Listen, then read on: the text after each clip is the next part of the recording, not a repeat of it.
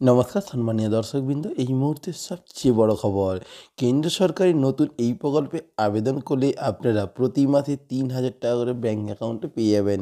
তবে চলুন কীভাবে আপনারা এই সেন্ট্রাল গভর্নমেন্টের নিউ স্কিমে আবেদন করবেন, কীভাবে আপনারা টাকাটা অ্যাকাউন্টে পেতে পারেন, কারা এই টাকাটা পাবেন, সমস্ত কিছু খুঁটিনাটি তথ্য আপনাদের সামনে তুলে ধরবো। আপনারা ভিডিওটি অবশ্যই প্রথম থেকে শেষ পর্যন্ত দেখবেন। যারা প্রথমবার চ্যানেলে ভিডিওটি দেখছেন অবশ্যই চ্যানেলটিকে সাবস্ক্রাইব করে পাশে আসা বেল আইকনটি প্রেস করে অন নোটিফিকেশন অন করে রাখবেন। কেন্দ্র সরকারের নতুন একটি প্রকল্প, যেখানে রাজ্যের ছোট বড় সকলকেই প্রতি মাসে 3,000 টাকা করে দেওয়া হবে। 16 বছর বয়স থেকে শুরু করে 59 বছর বয়স পর্যন্ত যে কোনো ব্যক্তি এখানে আবেদন জানাতে পারেন। এখানে শিক্ষিত অশিক্ষিত থেকে শুরু করে ছোট বড় নারী পুরুষ সকলেই আবেদন করতে পারবেন। কেন্দ্র সরকারের এই প্রকল্পের সুবিধা যারা পাবেন বা যারা ফর্মটি ফিল আপ করতে চান উপভোক্তা হতে পারবেন এবং সমগ্র কেন্দ্রে প্রায় 40 কোটি জনগণ এই প্রকল্পের সুবিধা পাবেন বলে জানা যাচ্ছে। তাই প্রত্যেকটি বাড়ি বাড়ি এবং প্রত্যেকটি ঘরে ঘরে এই প্রকল্পের সুবিধা দেওয়া হবে। এই প্রকল্পের সুবিধা পেতে গেলে অবশ্যই আপনাকে এই বিস্তারিত প্রতিবেদন থেকে আপডেটটি অবশ্যই আপনাকে জেনে নিতে হবে। এতক্ষণ ধরে সরকারের যে প্রকল্পের কথা বলা হচ্ছিল সেই প্রকল্পের নামটি হলো ই-শ্রম কার্ড প্রকল্প। যারা যারা কেন্দ্র সরকারের এই ই-শ্রম কার্ড তৈরি করবেন তারাই এই প্রকল্পের সুবিধা পেয়ে যাবেন। ইতিমধ্যে কেন্দ্র সরকারের এই কার্ডের মাধ্যমে আবেদন করেছেন 20 কোটি জনগণ। এর মধ্যে 2 কোটি জনগণ এই প্রকল্পের সুবিধা উপভোগ করছেন, অর্থাৎ টাকা কিন্তু অ্যাকাউন্টে পাচ্ছেন।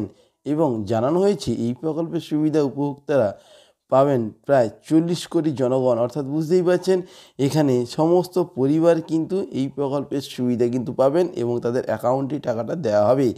এছাড়াও আপনাদেরকে আরেকটা বিষয় জানিয়ে রেখেছি, ই-শ্রম কার্ডের গুরুত্ব।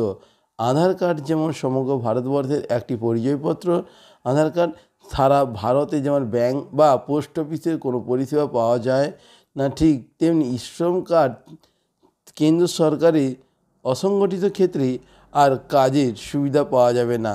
কাজ করতে হলে অবশ্যই ই-শ্রম কার্ডের নাম নথিভুক্ত করতে হবে। যদি আপনি ই-শ্রম কার্ডের নাম নথিভুক্ত না করে থাকেন সেক্ষেত্রে আপনার কিন্তু পরবর্তী কাজের ক্ষেত্রে সমস্যা হবে।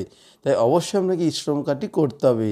এছাড়াও আপনাদেরকে জানিয়ে রাখছি, এই প্রকল্পে আবেদন করলে আপনি কিন্তু প্রতি মাসে 3,000 টাকা করে পাবেন, কেন্দ্র সরকারের পক্ষ থেকে দেওয়া হবে।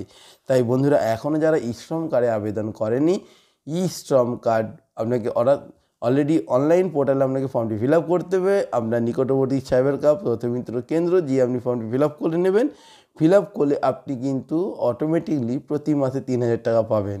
এবং আরেকটা বিষয় জানিয়ে রাখি, এই ই-শ্রম কার্ড করতে গেলে অবশ্যই আপনাকে সাংগঠনিক ক্ষেত্রে এটি দিনমজুর বা আপনাকে কোনো একটি কাজ করতে হবে।